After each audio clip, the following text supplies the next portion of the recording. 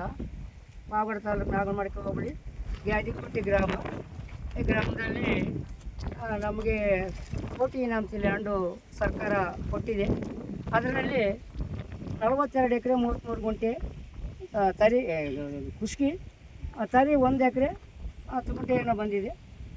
ಇದು ಶ್ರೀರಂಗಪುರಕ್ಕೂ ಟಚ್ ಇದೆ, ಗ್ಯಾದಿಗುಂಟೆಗೂ ಟಚ್ ಇದೆ. ನಾವು ಅಣ್ಣ ತಮ್ಮಂದಿರು ಇರೋದ್ರಿಂದ ನಮಗೆ ಕೆಲವರು ವಂಶ ಇಲ್ಲ ಅಂತಂದು ಅನ್ಯಾಯ ಮಾಡಿದ್ದಾರೆ.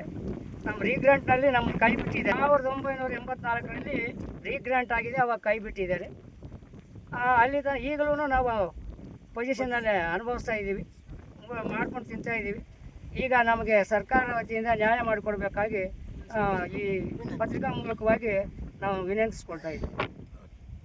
ಪಾವಗಡ ತಾಲೂಕು ನಾಗನಮಡಿಕೆ ಹೋಬಳಿ ಗ್ಯಾದಿಗುಂಟೆ ಗ್ರಾಮದಲ್ಲಿ ಸರ್ವೆ ನಂಬರ್ 83ರಲ್ಲಿ 42 ಎಕರೆ 33 ಗುಂಟೆ ಜಮೀನಿದ್ದು, ಇದಕ್ಕೆ ನರಸಿಂಗ, ಮುತ್ಯಾಲಿಗ, ಲಕ್ಷ್ಮ ಎಂತಕ್ಕಂಥ ಬರಹಬರದಿರುತ್ತಾರೆ.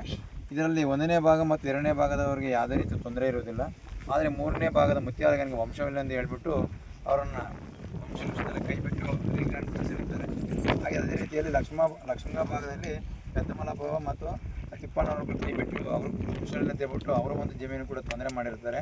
ಆದರೆ ಸರ್ಕಾರ ಜಿಲ್ಲಾಧಿಕಾರಿಗಳು, ಮಧುಗಿರಿ ಉಪವಿಭಾಗಾಧಿಕಾರಿಗಳು ಮತ್ತು ಪಾವಗಡ ತಹಶೀಲ್ದಾರ್ ಸಾಹೇಬರು ಕೂಡ ನಮ್ಮ ಒಂದು ಸ್ಥಳ ತನಿಖೆ ಜಮೀನಿಗೆ ಬಂದುಬಿಟ್ಟು ಸ್ಥಳವನ್ನು ತನಿಖೆ ಮಾಡಿಬಿಟ್ಟು ಅವರಿಗೆ ಸರಿಯಾದ ಕಾನೂನು ರೀತಿಯಲ್ಲಿ ಒಂದು ನ್ಯಾಯ ಮಾಡಿಕೊಡ್ಬೇಕಾಗಿ ತಮ್ಮಲ್ಲಿ ಕಳಕಳಿಗೆ ಮನವಿ ಮಾಡಿಕೊಡ್ತೀವಿ.